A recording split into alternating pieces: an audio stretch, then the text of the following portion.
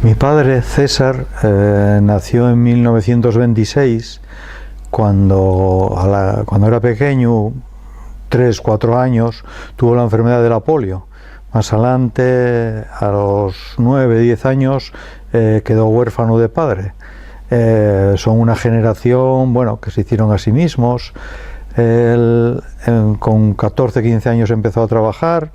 Luego más adelante compaginaba los estudios de maestría por la noche después de salir de trabajar, y ya con 30 años pues decidió salir de la Fundición La Nueva, que era donde trabajaba, y crear Fotocésar.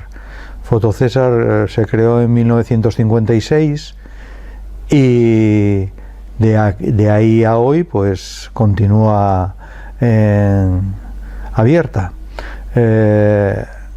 Él, antes de abrir la tienda, había estado trabajando con un fotógrafo mayor que se llamaba Caruso, y hacía fotos en romerías, bueno, lo que se hacía antiguamente. Iba haciendo fotos de carné por las casas, iba en bicicleta, llevaba una sábana blanca que colgaban detrás para poner a la persona y hacer la foto de carné, luego se la llevaban a casa, le cubría la tarjeta y lo que tenía que cubrir del papel para, bueno, era lo que había en aquel momento.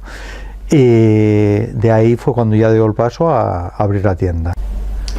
Después de abrir en 1956, en aquel momento todavía una tienda de fotografía al uso y más en la calzada no soportaba la fotografía, no había suficiente consumo, no había todavía lo suficiente para vivir solo de la fotografía.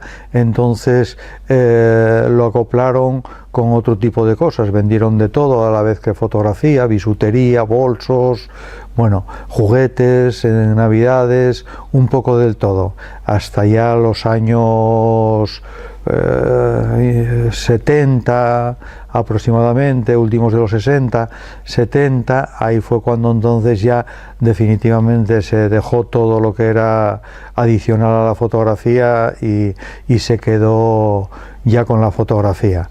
Luego, a partir de los años 75, así ya me incorporé yo.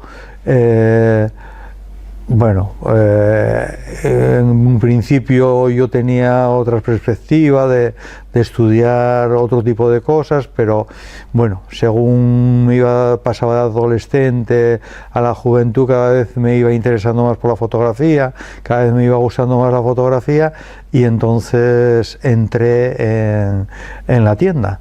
Y ahí, pues bueno, a través de la experiencia de mi padre, de los conocimientos de mi padre, luego ya haciendo cursos en Madrid, en CODA, luego ya como todos ya en seminarios, congresos de fotografía y demás, pues entonces ya hicimos esa transición en la que mi padre fue dejando un poco el salir de la tienda y bueno, ya quedando más en la oficina, llevando más contabilidad y ese tipo de cosas, y recibiendo a los amigos, que al final era lo que ya le gustaba. Llegaban los amigos a la tienda, entonces pasaban para la oficina y se ponían ahí a charrar, a comentar el periódico, a hablar de sus cosas. Y bueno, pues a partir de ahí ya hubo ese cambio de uno y otro. Mi padre fue socio fundador de muchos colectivos del barrio, y como por ejemplo el del Coro de la Calzada, fue el socio número 1. También estuvo en la sociedad, fue de los socios fundadores de la Asociación de Vecinos. Estuvo también participando de los socios del Gijón Industrial, también en el Club Natación Santolaya, de la Unión de Comerciantes de Gijón. Y bueno, siempre tuvo relación con todo el mundo del barrio, todos los que se quisiesen implicar en hacer algo por el barrio. Y luego surgió la relación con el comercio. Con el comercio ya tenía una primera relación, que hacía deportes con ciclismo principalmente, con un periodista muy famoso de Gijón, que era Avelino Moro. Iban los dos en moto a cubrir les carreras ciclistas y este tipo de cosas. A través de Moro, mi padre tuvo la iniciativa de crear una página en el diario El Comercio solo dedicada a la calzada, que en principio salía los viernes. Entonces se fundó esa página y ahí participaban todos los colectivos de la calzada. Salían semanalmente en el diario El Comercio. Luego más tarde El Comercio entendió que era una buena idea y lo extendió a otras páginas en otros barrios, pero la calzada siempre fue un referente en cuanto al comercio. Siempre comentaban que los días que salía la página había más tirada en la calzada de periódicos, y así empezó un poco la relación con todas las instituciones del barrio, que tanto la asociación de vecinos, el Gijón Industrial, el grupo de montaña, el Club Natación Santolaya, pues desde los campeonatos de mus, bueno, todo lo que pasaba en la calzada, todo tenía cabida en la página de la calzada. Todos los colectivos traían la nota y entonces pasaba un periodista por la tienda y recogía toda la información para publicarlo en la página de la calzada. A partir de ahí, día a día, poco a poco, mi padre tuvo mucha relación con Manolo de Villacarriles, y fueron años que, siendo presidente Manolo, luego no siendo presidente, pero estando también relacionado, involucrado en la asociación, pues de alguna manera preparaban y hacían las fotos. Entonces decían, bueno, va a haber esto, lo vamos a tal, y entonces para esta semana interesaba que saliese esta cosa, vamos a ver si tal. Igual había que hablar de los baches en las calles, pues se ponía foto de baches, la asociación de vecinos hacía un escrito y publicaba el escrito. Antes, previamente, había mandado un escrito al ayuntamiento. Entonces, el escrito que mandaba la asociación de vecinos al ayuntamiento, pues de alguna manera luego era apoyado por la foto, por los comentarios y demás en el periódico de la asociación de vecinos. Poco a poco, y a través de esto, la asociación de vecinos fue cogiendo fuerza y llegó a ser pues un referente en Gijón por la fuerza que tenía de movilizar a gente. Así pasaba que había cada 2 por 3 manifestaciones, y las manifestaciones no eran de 20, ni de 30, ni de 100, eran de cientos. Y bueno, hubo una lucha grande para cerrar la pellejería, que tardó años, y ahí pues bueno, se pusieron fotos de todo, se pusieron escritos de todo, y al final bueno, se consiguió para el barrio.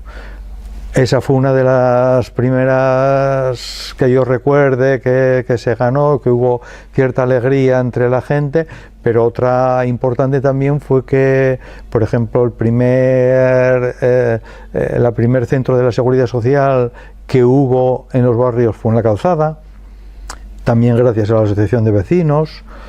El primer distrito de correos fuera del centro también fue en la calzada. O sea, hubo muchos servicios que vinieron a la calzada gracias a la asociación de vecinos y la constancia de publicar, denunciar y pedir. Hoy en día bueno, la cosa cambió, todo es diferente. Bueno, gracias a Dios la calzada ya no tiene tantas necesidades, y ya es un barrio de servicios pues bien dotado, bastante bien dotado. Siempre estamos abiertos a que nos traigan más cosas, se mejore todo, pero bueno, podemos decir que la calzada de hace 50 años o 60 años a hoy cambió mucho, y eso es lo que precisamente recogimos en estas fotografías de estos últimos 60 años. El cambio que hubo de una calzada totalmente industrial, sin servicios, sin alumbrados, con las calles sin asfaltar, toda llena de baches, sin urbanizar prácticamente nada, sin ningún servicio municipal, estatal, regional, a que sea un barrio que ya tiene muchos quereres de gente que tiene interés en vivir aquí, porque se vive bien, en la calzada se vive tranquilos y yo creo que bien. Yo conocí a César Morán en torno a 1991, a muy poco tiempo desde que me hice cargo de la dirección del Ateneo de la Calzada, en aquellos años. En aquel tiempo, desde el Ateneo teníamos un proyecto y teníamos un interés muy especial por poner en valor, por enfatizar lo que era la historia local, lo que era la historia cercana del barrio de la Calzada, sus efemérides, sus hechos así más significativos. Y nos encontramos con un archivo de primer orden, que era el archivo fotográfico del que disponía César Morán, por su labor ingente de años y años y años, siendo el fotógrafo oficial del barrio. Fotógrafo oficial del barrio, que era aquel que asistía a los partidos de fútbol dominicales para hacer la instantánea de la alineación del equipo de bien el Gijón Fabril o bien el Club de la Calzada, el que cuando había la inauguración de una calle o cuando había cualquier tipo de evento, manifestación, convocatoria pública, fuera lo que fuera, César estaba allí y bueno, hacía las labores de reportero. Realmente César trabajaba también para un periódico local, El Comercio, en el cual aportaba las instantáneas que semana a semana, en un apartado especial que El Comercio dedicaba al barrio de la Calzada, iban apareciendo en la prensa. Para nosotros ese archivo fotográfico fue un descubrimiento y fue una fuente de información y de, bueno, fotografías que nosotros utilizamos en multitud de exposiciones. La exposición que están ustedes viendo ahora mismo es un ejemplo más de ello.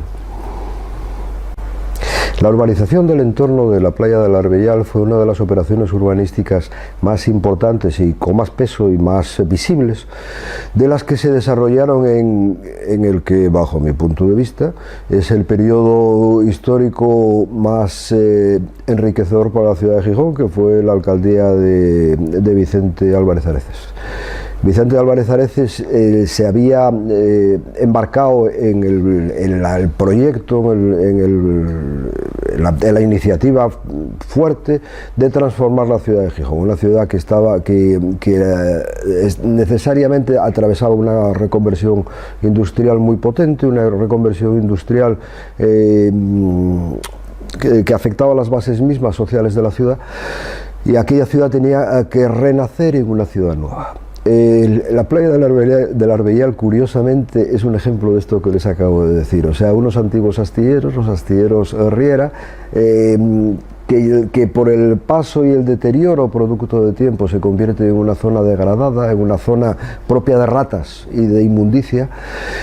Pues con el impulso de ese nuevo proyecto de nueva ciudad, que indudablemente tiene mucho que ver con la llegada de recursos exteriores, como es la entrada al mercado común europeo, todos los fondos que se destinaron a la reconversión del sector de construcción naval en Gijón, etcétera, etcétera, etcétera, se transforma en una playa de nueva creación, en una playa además vinculada a un paisaje urbanístico de nueva traza, como es toda la urbanización próxima a la playa, y que al mismo tiempo incluye una serie de servicios que son el edificio de la EMA, el Instituto Oceanográfico y el Centro de Personas Mayores de Lauredal.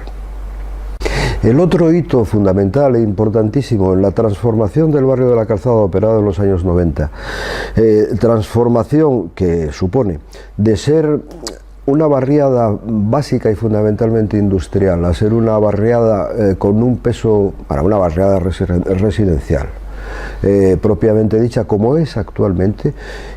Otro de los hitos, de las actuaciones urbanísticas más simbólicas, fue precisamente la transformación de la parcela que ocupaba la nave Cristasa, o sea, la nave de construcción de moldes para vidrios, para botellas, frascos, etcétera, etcétera, lo que es actualmente. Lo que es actualmente, que es un gran supermercado, una zona urbanizada que además se corresponde precisamente con las viviendas de la antigua fábrica de Vicasa, con lo que se denomina el callejón, y después con una zona de ocio, que es lo que actualmente ocupan los únicos cines que existen en Gijón, y una red de supermercados, de restaurantes, de hostelería vinculados directamente con los cines. Como comentaba antes, el carácter simbólico de lo que antes había sido una fábrica con unas viviendas adyacentes, unas viviendas que además habían sido construidas para sus obreros, a lo que se transformó y es actualmente, que es una zona terciaria de comercialización de productos y una zona de ocio y de restauración. Es, lo dicho, algo que refleja muy bien qué ha pasado con el barrio de la Calzada en estos últimos 25 años. En los años 90, los que trabajábamos aquí en el Ateneo de la Calzada teníamos un interés muy especial por la recuperación de la historia local, de la pequeña historia del barrio de la Calzada. Cultura e higiene no es precisamente, pequeña historia local, pero también es pequeña historia de Gijón, y no, realmente no tan pequeña, sino una historia muy importante. Las sociedades de cultura e higiene fueron unas sociedades que proliferaron a principios del siglo XX en la ciudad de Gijón, básicamente en la ciudad de Gijón, porque en el resto de Asturias tuvieron una implantación bastante escasa, y fueron unas sociedades cuya finalidad básica y fundamental era la formación de los obreros y era la socialización de las clases populares, que era una necesidad en tanto y cuanto ese proletariado se desplazaba del campo a la ciudad. Pasaba de vivir en un entorno agrario y de trabajar en un entorno agrario, y tenía que pasar a vivir en un entorno urbano y fabril, y necesitaba una serie de conocimientos de los cuales no carecía. Entonces, tanto los ateneos obreros como las sociedades de cultura e higiene intentaron paliar este tipo de conflictos y este tipo de problemas. En el entorno de lo que ahora llamamos la zona oeste existía una sociedad de cultura e higiene en el Natahoyo que aún conserva su fachada en la Ciudadela, que está muy próxima a la Fundación Revillagigedo. La Sociedad de Cultura e Higiene de la Calzada fue una sociedad popular, pero importante por diversos hitos. Por ejemplo, uno de ellos fue el nacimiento de la afición a la música coral en el barrio de la Calzada. El primer coro asturiano de la Calzada se funda, lo dirigía Tello, y se funda en la Sociedad de Cultura e Higiene de la Calzada Alta antes de la Guerra Civil. Bien, nosotros, las sociedades de cultura e higiene son unas perfectas desconocidas, aunque sean una de las joyas de la corona, de la corona que puede ser la historia local de Gijón. Son unas perfectas desconocidas por diversos motivos que ahora mismo no vienen al caso. Cuando nosotros empezamos a intentar poner en valor lo que era nuestra pequeña historia, topamos con estas sociedades y fuimos a la caza y captura de los restos de la historia de esta sociedad. Los restos de la historia de esta sociedad se concretizan en testimonios orales, se concretizan en escritos, en saber dónde estaba la sede y única y exclusivamente en un objeto material. El único objeto material que se conservaba en aquella época de la Sociedad de Cultura e Higiene era la fuente. La fuente que está recogida en esta fotografía de César y que fue una aportación higienista porque era necesario que la gente del barrio del Cerillero tuviese un modo de abastecimiento de agua directo y cercano. Hablábamos antes de diversas transformaciones urbanas que ha sufrido en los casos anteriores, no precisamente de una manera negativa, sino realmente muy positiva. Hablábamos de transformaciones urbanas que han modificado el barrio de la Calzada. En los años 90, paralelo al proyecto de construcción del superpuerto del Musel, se planteó el tema de los accesos al mismo. Necesariamente un puerto como este, un puerto de su tamaño y de su enjundia, necesita vías de comunicación que faciliten la entrada y salida de los productos que van a desplazarse al resto del mundo desde él. O sea, las infraestructuras de transporte del puerto son un elemento absolutamente esencial.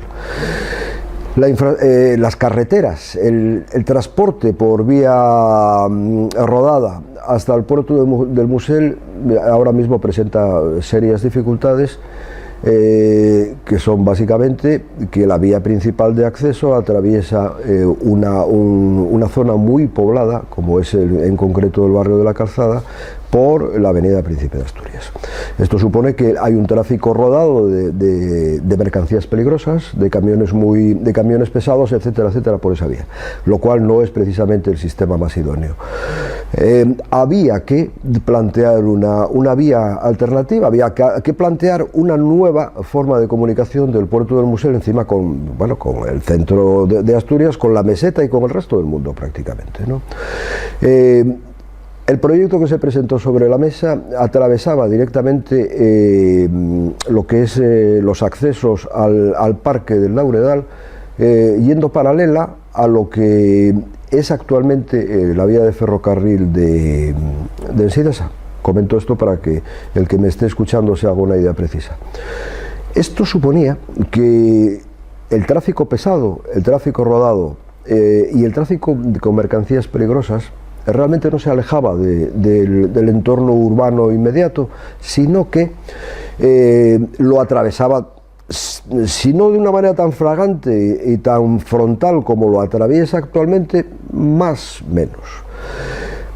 Un sector importante del barrio de la Calzada, encabezado por la asociación de vecinos y en concreto por personas significativas de la misma, se mostraron contrarios a que el trazado de la autovía fuera por ahí y plantearon que había que desde el Ministerio de Fomento habría que estudiar trazados alternativos. En su momento se propuso algún que otro trazado alternativo que seguía más o menos las vías de ferrocarril que van al Musel por Aboño, por el puerto de Aboño. Pero básica y fundamentalmente la propuesta que se hacía era: no queremos una autovía por donde estaba trazada. Eso supuso toda una serie de manifestaciones, toda una serie de movimientos populares, movimientos ciudadanos del barrio de la Calzada en contra del desarrollo de ese proyecto. La foto que ustedes pueden observar en la exposición de César es un ejemplo de ello. Desde el Ateneo de la Calzada, en aquel momento, hicimos algo que quisimos aportar nuestro grano de arena al debate, y lo que hicimos fue instalar en la entrada del Ateneo un gran plano de la zona y un gran plano con el trazado propuesto y con los posibles trazados alternativos, de cara a que el ciudadano de la Calzada tuviese una información lo más objetiva y lo más clara y precisa de qué se estaba hablando y cuáles eran los parámetros en torno a los cuales se establecía esa discusión. Fue un momento, iba a decir, no sé muy bien la palabra exacta, pero sí fue un momento importante en la historia del barrio, a partir del cual realmente se ha conseguido parar un trazado de una autovía que podía suponer una cicatriz y una brecha urbana para el barrio importantísima muy a largo plazo. Bueno, yo César padre, conocimoslo ya pues cuando empezamos a hacer actividades aquí en la Calzada, que fue precisamente con el hockey sobre patines en Algodonera. Allí, aquella pista, que aquello se podía llamar pista y todo, cuando empezamos, pues él nos sacaba las fotos, las pocas fotos que tenemos por ahí, fue él el que nos ayudaba. Siempre fue un hombre dispuesto para el deporte, sobre todo, pues muy predispuesto a ayudar y a sacar fotos, y yo creo que la mitad de los clubs antiguos y entidades deportivas, tanto culturales como deportivas, pero sobre todo deportivas más, no creo que no haya nadie que no tenga alguna foto de César cubriendo su actividad. Pues uno de ellos fue las inundaciones que cada poco teníamos en las calles. Cada vez que llovía, pues claro, si como siempre pilla, no sé cómo es, que siempre pilla las lluvias más profundas, más fuertes, cuando está la marea alta. Entonces, cuando está la marea alta, ¿qué significa? Que llovía muchísimo, muchísimo y bajaba como un río en la calle, ya no me acuerdo cómo se llama la calle esta. Sí. No, la calle que baja de los Andes. De los Andes, sí, la calle de los Andes bajaba, era un río, y como les alcantarillas estaban tapadas y todo eso, pues no tragaba. Y recuerdo que hubo bastantes riadas, pero una fue muy exagerada. Tanto que en la calle Brasil, donde se cruza la calle Brasil y la R. Manuel Álvarez, pues ahí, yo acuérdome de verlo, que andaban en barca, que tenía barca, andaban en barques por allí porque no podían, es que cubría muchísimo. Bueno, inundábanse todos los bajos de los que había de aquella, inundáronse todos. Una fue, a partir de ahí fue cuando ya hubo, porque aquí en la calzada siempre que había algo, que como no había nada, siempre se estaba pidiendo cosas. Pues había manifestaciones por menos de una persona, pidiendo tanto que necesitábamos, y uno fue eso, el que ya no se volviera a inundar. Entonces fue cuando desde toda la calle esa hasta la calle Brasil y todo, pues pusieron unas tuberías enormes y ya no hubo más inundaciones. Bueno, referente al barrio de la Calzada, cuando, vuelvo a repetir, cuando llegamos tantísimos porque toda la zona esta del Cerillero y de aquí de la Algodonera y todo esto, pues procedemos, como bien dije, o bien de la Felguera, de la fábrica de la Felguera, o bien de Fábrica Mieres, para hacer lo que era un INSA de aquella, y para hacerla y para que empezara a andar. Y recuerdo que de aquella no había un día que yo creo que no hubiera una manifestación por alguna cosa, como bien dije antes. Y recuerdo, por ejemplo, en 1977, pues bien me da la memoria así, tantísimas que hubo, el tema de Cradi, que fue muy largo y muy penoso para muchísima gente, porque trabajaba muchísima gente y desapareció, claro, lo de siempre. Después de muchas carreras con la policía y con uno y con otro, yo de aquella tocóme más porque ya estaba metido, como siempre estuve, metido en cuestiones sindicales y cuestiones no políticas, pero sí políticas, ¿por qué no? Pero más sindicales, y entonces hubo unas manifestaciones muy grandes en ese tema de Cradi. Luego hubo otras también, pues lo de por ejemplo, piensa en la memoria también la pellejería, que eso, más que por lo que molestaba, era el olor. Era exagerado, el olor que daba aquella pellejería que estaba detrás de aquí del Ateneo. Y no se aguantaba. Y no había manera, claro, no querían cerrar. Y entonces hubo también muchas peleas luchando por eso. Hubo muchísimas cosas de manifestaciones por culpa porque la calzada, pues las calles era lo que era. La única calle que era calle era la calle Brasil, la avenida de la Argentina, que era lo único que estaba, digamos, visible, y era porque era la carretera nacional, no había otra. De aquella era esta, la única que... Y bueno, hay tanto que estaríamos 10 horas aquí hablando de manifestaciones y de cosas. El barrio de la Calzada siempre fue un barrio muy luchador, más que ahora, bastante más que ahora. También se luchaba tanto porque había más necesidades, muchas más. Bueno, hay, entre tantísimas cosas que estaban mal dentro de la Calzada, pues era el tema de los colegios, de las escuelas. Y a mí, personalmente, me tocó, como siempre ando metiéndome en líos, o me meten o me meto yo solo, pues en la calle Barros, que era muy bien, el nombre tenía lo perfecto, era barro todo. Allí era barro todo. Estaba el colegio donde fui a estudiar. Y eran unos barracones. Eran barracones donde hoy está el Zorrilla. Me parece que se llama el colegio Zorrillas, pues allí era donde estaban los barracones y estudiaban, bueno, bastante chiquillos. Había 2 o 3 colegios en Gijón, en la Calzada, que era el Pesti, el Príncipe de Asturias, se llama el de aquí, al lado del Ateneo, y yo creo que, y aquel, no sé si había alguno más, pero me parece que no. Bueno, referente a un personaje que hubo en la Calzada, porque ya murió, por desgracia, como otros tantos, pero bueno. Yo tuve muchísima amistad con Bardales. Muchísima, tanto como, no como cura y feligrés, porque él sabía que yo no era practicante, católico practicante, pero católicos fuimos todos. Ahora habrá quien no lo sea, pero de aquella o eres católico o hincha 20 palos. A los padres, claro, por no bautizarte, por no hacer eso.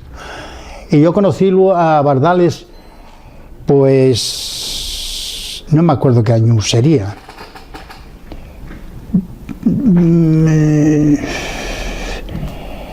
el 80, en el 81, 80 o 79, bueno, por ahí, en esos años, que fue cuando él vino de nuevo y estaba José Luis, que era un cura de los llamados curas revolucionarios y curas trabajadores, que muchos estaban trabajando. Yo en Sidesa conocí a 2 o 3 que estaban trabajando allí. Pero este hombre, yo conocí a José Luis y a Bardales, que venía del banco, y la experiencia que tuve con él, bueno, tanto era que luego al final hicimos, bueno, pero no voy a empezar por el final, empezaré por el principio.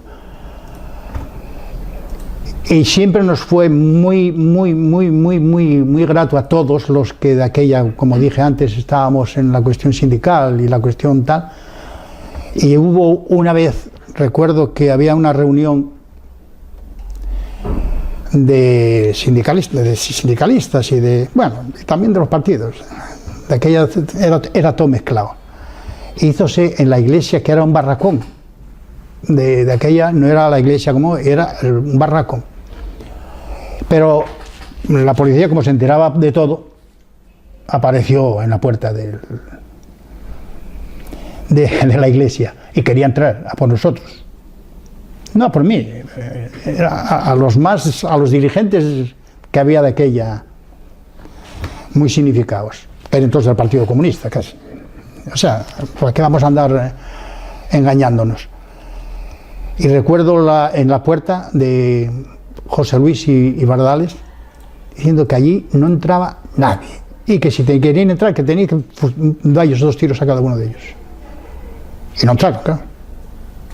El Ateneo, bueno, pues el Ateneo, ¿quién no conoce que haya vivido en la Calzada y ahora ya de todo Gijón, quién no conoce el Ateneo de la Calzada? Yo creo que todo el mundo, y de fuera de Gijón. Este fue no es donde estamos ahora mismo, sino el antiguo, que era una planta, Y ya ahí, durante la posguerra y todo eso, hubo muchísimas cosas que se hicieron aquí, y también muchísimas carreras y muchísimos palos llevaron algunos por hacer lo que se hacía en ese Ateneo, que era dar clases a los trabajadores y todo aquello, bueno, de aquel, pero ya viniendo un poco más acá, más años más acá, pues era el sitio donde partía toda la lucha de todo tipo, cultural, social, de todo. Por ahí pasaron muchísima gente por bajo, y luego por aquí también, de la asociación de Alfonso Camín, y tanto como así cogió la fama la Calzada de barrio luchador, barrio tal, barrio cual. Sí, claro, había que luchar porque había que empezar luchando porque te pusieron las alcantarillas, como hablábamos, como antes se dijo, y luego todo. Las calles, no había calles, asfaltado, jardines, parques, canchas de deporte, piscina, todo, porque hasta 1961, que el 61 o 62 fue, que en deporte, por ejemplo, había el fútbol. Sí, en el deporte era el fútbol, era el que había en la Calzada de cosas deportivas, por ejemplo, pero había algo de baloncesto. Y bueno, el Ateneo era el que aglutinaba todo eso, como hoy también, algo menos, pero sigue siendo lo mismo. Nuestro recorrido era venir al Ateneo a juntarse, a ver, a hablar, a ver qué cosas, el recordar gente que pasó como presidentes de la asociación, y eso, como hubo tantos, prefiero casi no decir ninguno, porque así no quedo mal con nadie, pero hubo mucha gente, todos, porque el que se mete en una cosa así, ni más de aquella, tenía que tener mucho cariño al barrio y ser un luchador, de verdad. Los demás que estábamos alrededor, pues bueno, ayudábamos en lo que podíamos. Luego ya cuando se tiró ese local y se estudió con el ayuntamiento, que me parece que era, el alcalde me parece que era Palacios, me parece, ya no me acuerdo, pero creo que sí, que era Palacios, y ya se hizo este edificio. Hombre, y ya empezó a estar más poblado con cosas más nuevas. Pero también fue que en esos años hubo muchísima gente que luchó por ver y porque la Calzada fuera reconocida, no por el barro, la calle Barros y todo eso, no, porque era un barrio de trabajadores, pero que tenía que ser digno. De aquella, la gente venir a la Calzada era como venir al oeste. Recuerdo la fuente del Cerillero, allá por los años 70 más o menos, que por los veranos en Gijón era muy común el que por las tardes no había agua, se cortaban el agua. Y entonces nuestros familiares, concretamente, yo recuerdo el caso de mi madre, que acudía a esa fuente, yo alguna vez con ella para ayudarle, a buscar el agua esencial para el consumo, para beber, para fregar los platos y para cocinar.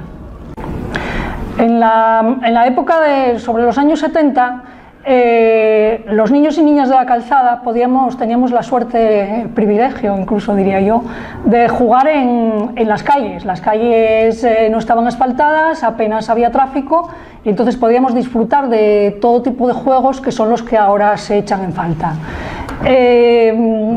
Quiero aprovechar para poner de relieve que en este momento, aunque en el barrio hay muchas zonas verdes, hay realmente un conflicto de intereses entre los niños y niñas y las personas mayores.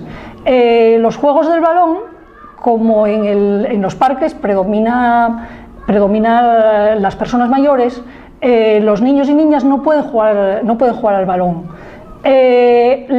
Los patios de los colegios tampoco se les deja abiertos. Luego nos quejamos de que su juego sea siempre ver la televisión, jugar con las videoconsolas, con los ordenadores, y al final somos nosotros mismos los que estamos, por un lado, tratando de promover hábitos saludables, pero no les estamos dando las condiciones en los parques del barrio.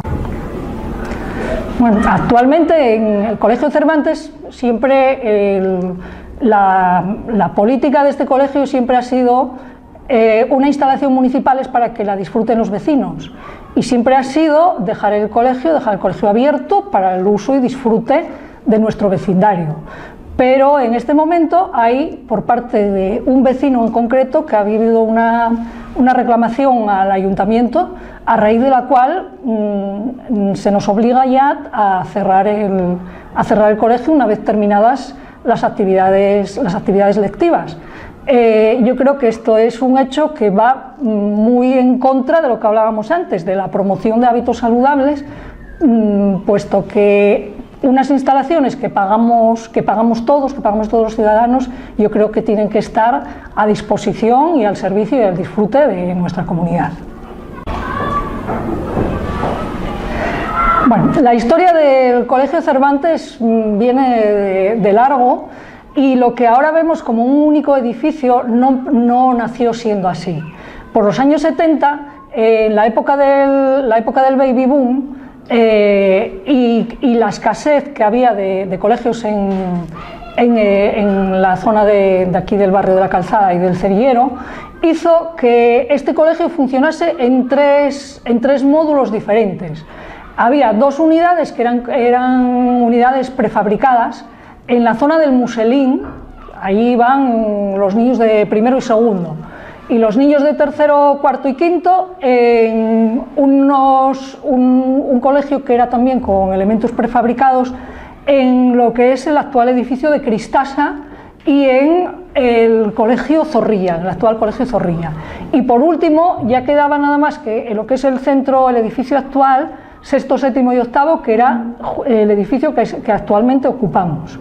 Aquí también quería contar que cuando se hizo este edificio no había alrededor edificaciones, era simplemente descampado, praos. Era una zona verde con un aspecto completamente diferente al que tenemos en este momento, que estamos absolutamente rodeados por edificios, que no se entienden estas leyes urbanísticas que se permita construir alrededor de un colegio que tienes la ventana prácticamente en la verja del patio. Nos hemos quedado, y de hecho el proyecto educativo de este año se llama el Cervantes, la isla de la vida, porque estamos absolutamente aislados por una mala política urbanística que llevó a que se produzca este tipo de edificaciones. Yo he sido alumna y estudiante del Instituto Feijóo de la Calzada, y el gran referente de la época para nuestra generación ha sido Bardales, entre comillas, el cura rojo.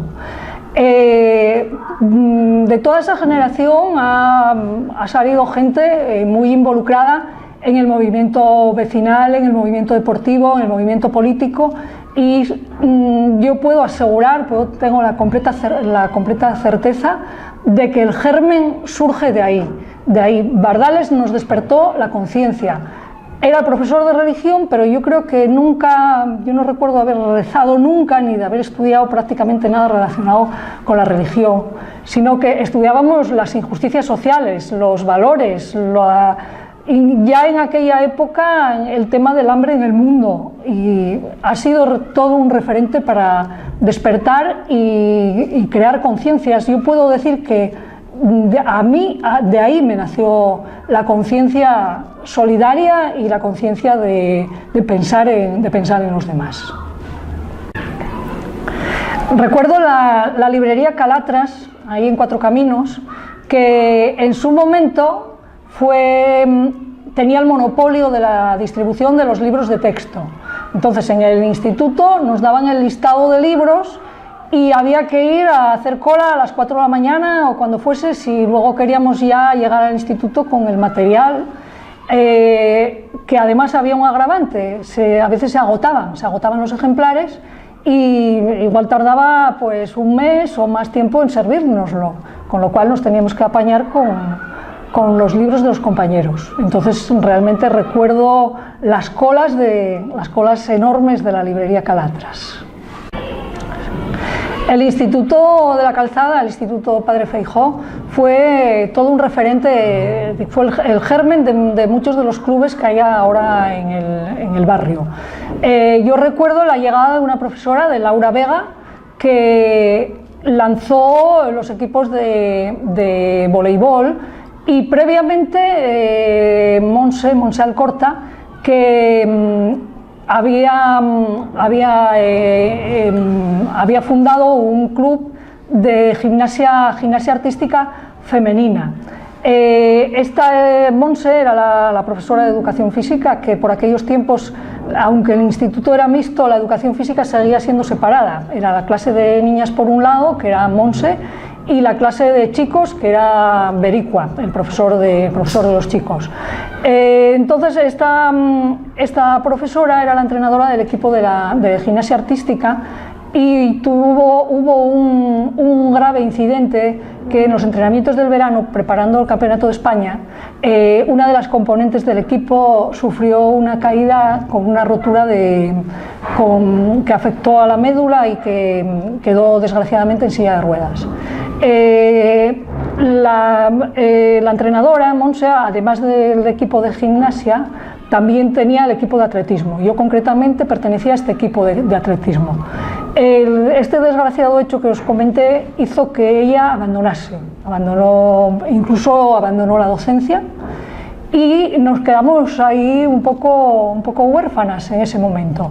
Entonces es cuando se produce la llegada de Laura Vega, que fue la introductora del voleibol. Entonces, chicas que en su momento no pasaba por nuestra cabeza este deporte, tuvimos la ocasión de empezar con ella, y de ahí salieron grandes equipos que han sido las componentes de estos equipos, las posteriores fundadoras del Club Voleibol La Calzada, que todavía en este momento sigue existiendo con una gran cantera. Bueno, si me preguntáis por César era un gran amigo mío, pero un gran amigo mío y además un gran amigo del ciclismo. En el barrio, desde luego, hizo mucho por el barrio, por el ciclismo y por todo. Estaba en todos los sitios, allí donde se le solicitaba, estaba. Yo con César tenía tanta amistad que cuando organizábamos, por ejemplo, carreras en el Muro, de San Lorenzo, que venían las figuras, por ejemplo, Van Loo y Riviere, Coppi, Geminiani y todos esos y tal, yo llamaba a César y César me acompañaba. Me acompañaba a todos los lados porque tal, ¿no? Ahí tengo pruebas evidentes de que realmente puedo testificarlo, con fotografías de actualidad, por ejemplo, de aquella época, ¿qué tal? Entonces, César, por ejemplo, tuvo la delicadeza de, cuando escribe este libro, de dedicar a la Peña Cultural Deportiva Bamontes, dedicarle 11 páginas, cuya satisfacción fue grandísima para mí cuando salió este libro. Ese libro, nada más que tal, yo creo que haya sido el segundo o el tercero que lo haya comprado. El segundo o el tercero que lo haya comprado. Cuando en el Ateneo, por ejemplo, se estaba firmándolos, yo creo que llevé tres porque otros 2 amigos tenían miedo de quedar sin ellos y tal. Bueno, pues César, pues qué te digo yo, o sea que me acompañó hasta Vilés, a un criterio de sobrecuesta. Me acompañó a muchísimos sitios, pero vamos, o sea, particularmente era, por ejemplo, aquí en La Calzada, ¿no? Todas las fotografías de aquí de La Calzada, y todo lo que veis aquí no es nada con lo que dejé el Instituto Jovellanos el otro día, que hicieron los 100 días de ciclismo, que me tiene, o sea, van a proyectarlo más. Entonces son fotografías mucho más amplias. Hicieron una especie de diapositivas, o sea, con unos murales aproximadamente de 2 por 2, o sea, grandísimas y tal, para que según iban pasando las diapositivas y tal, pues se iba, claro, no es dimensionadas de una manera terrible, ¿no? Y todo abajo, todo, por ejemplo, se leía perfectamente foto César, como se ven ahí, foto César y tal. Entonces, pues yo no sabía ni remotamente que realmente iba a versar sobre esto de tal, ¿no? En fin, decir César para mí es decirlo todo. Como amigo, como compañero, como todo, cualquier cosa que decidieses de él, César siempre estaba dispuesto a ayudar, no solamente a mí, sino al fútbol, sino al deporte entero, a Santolaya, a todos los sitios y tal. Siempre estaba dispuesto a sacar a la prensa, a sacar fotos y ponerlos en la prensa y demás y tal. O sea, yo, ¿qué voy a decir? O sea, no tengo más que decir palabras que realmente lo recuerdo con mucho cariño y guardo esto como verás, guardo esto como verás con su hijo, que ya desde de fecha, tiene fecha de parece que es del 2001, y tengo, claro, muchísimas cosas también que tengo en los archivos, pero claro, que no vienen al caso, o sea, pero también son de foto César. O sea que, date cuenta, si tendría amistad, que todavía guardo esto con cariño, con mucho cariño guardo esto y tal. O sea que, César, ya lo dije todo, desde luego, César para mí fue maravilloso. Su hijo siendo tan amigo mío como fue su padre, o yo lo considero tan amigo como fue su padre. Lo visito, lo saludo, me saluda, es una persona muy amable, una persona siempre dispuesta a ayudar también a cualquier consulta que le hago, cualquier cosa, siempre. Sigue la trayectoria de su padre. Un domingo me levanto con ganas de hacer algo por el ciclismo. Yo andaba en bicicleta, pero solo como cicloturista, me tenía una afición empedernida. Era un forofo de Bamontes, que ahí está con mi hija precisamente en el Bar La Pipa, era un forofo de Bamontes terrible. Entonces se me ocurre fundar una sociedad. Entonces en el Bar La Pipa nos reunimos 5 amigos, nos reuníamos siempre por la mañana, 5 amigos a tomar el aperitivo, todos mayores que yo. Y yo, pero tenía mucha confianza con ellos, o sea, me gustaba tratar con la gente mayor y demás y tal. Ellos sabían que yo era un empedernido amigo del ciclismo, Entonces les propuse, digo yo, ¿qué os parece, si me permitís deciros una cosa, qué os parece si fundamos una sociedad ciclista? Unas peñas ciclistas, ¿pero para qué? Digo, oye, una peña ciclista para hacer carreras. ¿Para qué va a ser? Dice, bueno, pero hacer carreras y eso, ¿cómo? Y digo, bueno, pues eso nada, hay que preparar los estatutos, hay que ir a la federación, hacer los trámites penitentes, hacer tal y después mandar a la Federación Española de Ciclismo, ¿qué tal? Empezamos a hacer los trámites, dice, sí, bueno, sí, vale, ¿y cuánto vamos a poner ¿y cómo vamos a hacer? Digo, bueno, vamos a poner un precio módico, porque tal, ¿no? Para no tal. Vamos a poner un precio módico, 5 pesetas aquella al mes. 5 pesetas al mes. Entonces, pues, se forman todos los trámites burocráticos y el 19 de octubre de 1957 nos viene aprobado por la Federación Española de Ciclismo. Entonces, digo yo, bueno, para el año que viene, para el mes que viene, o sea, el año que viene hay que hacer una carrera ciclista de aficionados. Vamos a empezar por los aficionados. Dice, bueno, ¿y el dinero? Digo, el dinero tranquilos. Yo voy a escribir una carta a todos los tiendines, o sea, todas las fábricas y demás, todo lo que sea comercio, yo escribo una carta y tal, para con los fines que vamos a perseguir, que necesitamos de un duro a 15 pesetes hasta 10.000. En fin, aquella carta llegó, teníamos todos los comercios y tal, llegó a asustarnos a nosotros mismos porque como llevábamos toda una gran libreta, ¿no? Entonces, el que llevaba, digo yo, bueno, la persona que va a ir por su casa y es fulano de tal, para que no vaya ningún impostor. Se llama fulano de tal y tal y tal y tal, con su documentación si quiere usted pedirla. Entonces, pues empezamos a recopilar y tal. Bueno, hicimos la primera carrera el 18 de julio. ¿Qué?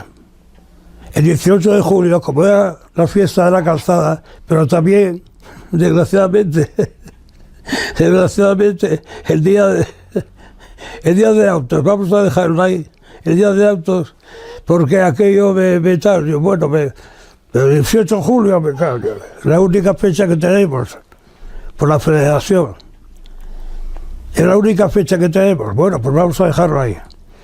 Empezamos y tal, y la primera carrera que hacemos la gana en 1958 Fermín Pérez Corbato, que después corría con corredores, por ejemplo, en el muro, con Marloy, con Timoner, con tal, o sea, porque sprintaba mucho, era un hombre que te gustaba mucho la pista. Pasa la primera carrera, nos salió estupendamente y tal, y vamos a la segunda. A la segunda ya les digo, bueno, vamos a hacer una carrera de profesionales.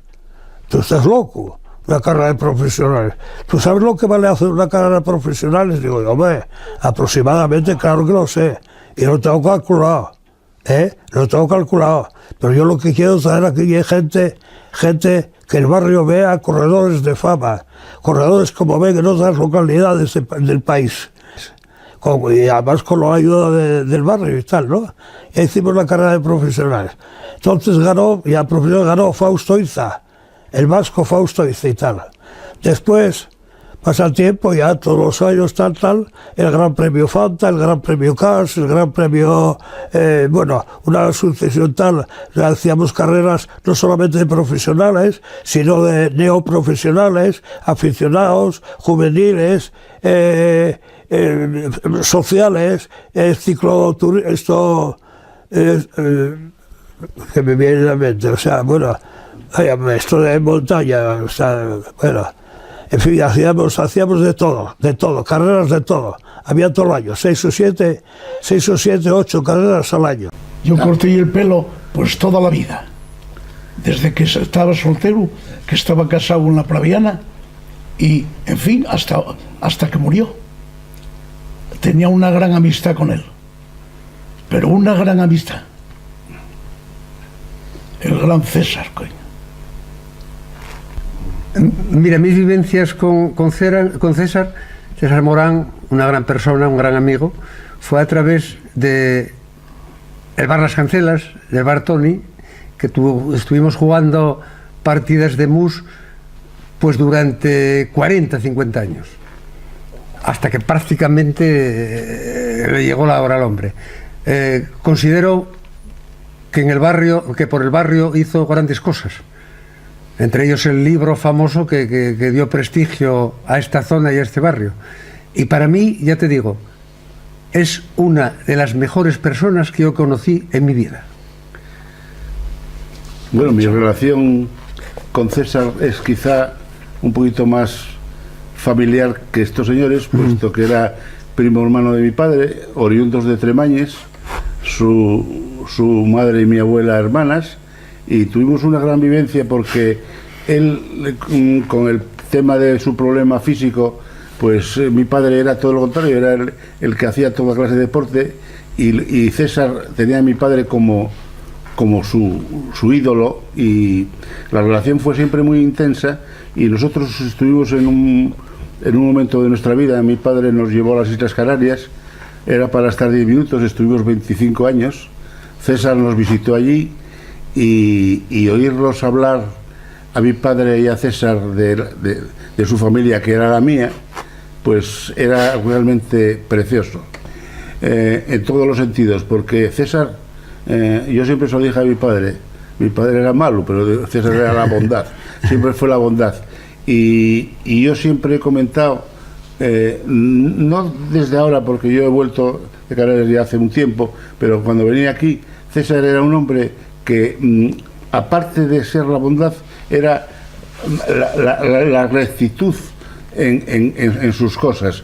Y el barrio, yo siempre dije, y algunas veces se lo dije aquí, que es mi amigo, porque yo, entre las cosas que heredé de César, heredé el compañero de Mus, que es Quique, y ahora, cuando falló César, yo fui.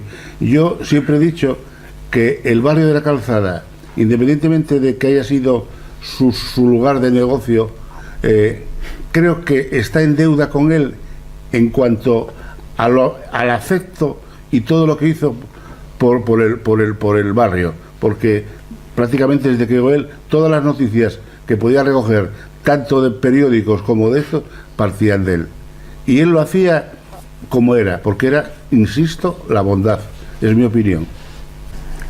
En la Calzada solamente había 5 calles, que era Daniel Serra, Simón González, Oriental, Perú,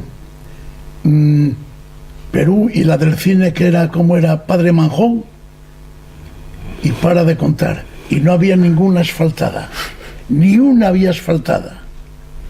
Cuando yo era un chavalete, un guaje, no había ninguna.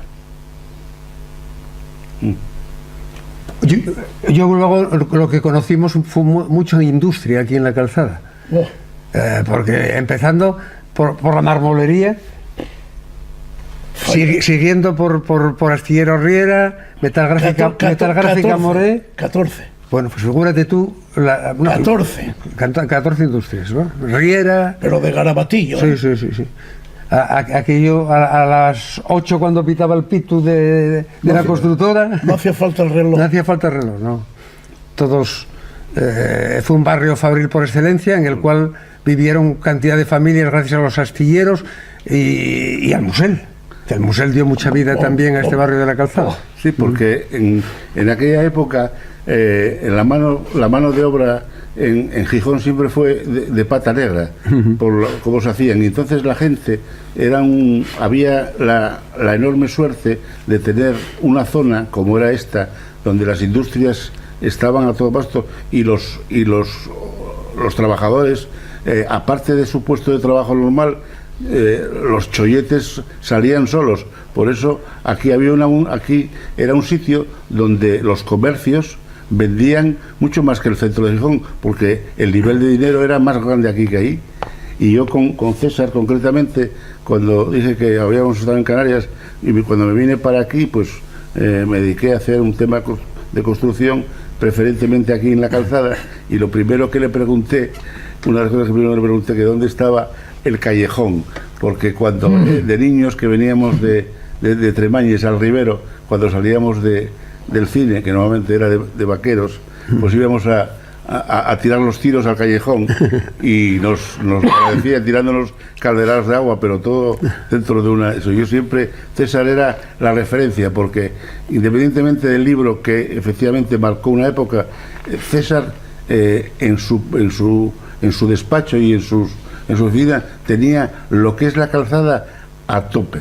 O sea, cualquier cosa que se le pidiese de la Calzada, él tenía constancia gráfica, porque alguna vez habría hecho fotos en todos los sitios y de todo lo que es la Calzada, porque concretamente en cierta ocasión mi padre desde Las Palmas le pidió una referencia del Parque Venecia y lo que le mandó pues era realmente imposible de olvidar. Pero es que era todo en la Calzada, y vuelvo a insistir en eso. O sea, la Calzada está en deuda con este hombre por muchas cosas, porque lo promocionó hasta términos increíbles. Salía casi todos los días en el periódico. Sí, es que él tenía la costumbre de cualquier cosa, evento que surgiese aquí, él lo comunicaba a los periódicos, sobre todo de aquella teníamos 2, La Voluntad del Comercio, y en cualquiera de ellos salía, y muchas veces cuando era con constancia gráfica. Yo tengo que añadir que cuando se inauguró el autobús en Tremañes, pues las referencias siempre fueron él, porque él era de Tremañes de aquí y de aquí de Tremañes. Y bueno, y de hecho prácticamente una de las referencias que hay es que el 90% de la gente que cuando los polígonos de Tremañes terminaron con la residencia de las personas, prácticamente el 90% estaba aquí. Y eso el que lo sabía era César. Ese sabía todo de eso. No había ninguna, manda madre, ninguna calle asfaltada, ¿eh? No.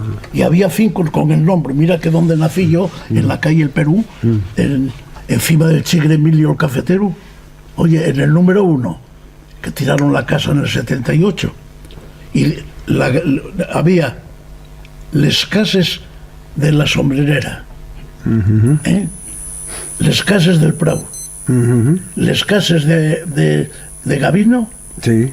aquellas casines y la grande, y para de contar. El núcleo, no sabes, estaba todo ahí. Para de contar. Y el callejón, ojo. El callejón, sí. Ojo. Y después tienes allí, para el Cerillero, la Caridad. Donde estaba El cuartel de los soldados. donde estaba en la esquina el Chigre de Luis y todo eso. Eso, sí. Pero claro, aquello ya se fastidió el barco y ya todo. No hay ni un solar. Y tú no ves ahora, subes para arriba y a la margen izquierda subiendo el Cerillero, aquello hay un poblado. Y no te digo nada donde tírate al mato. No te digo nada lo que hay allí. Sí.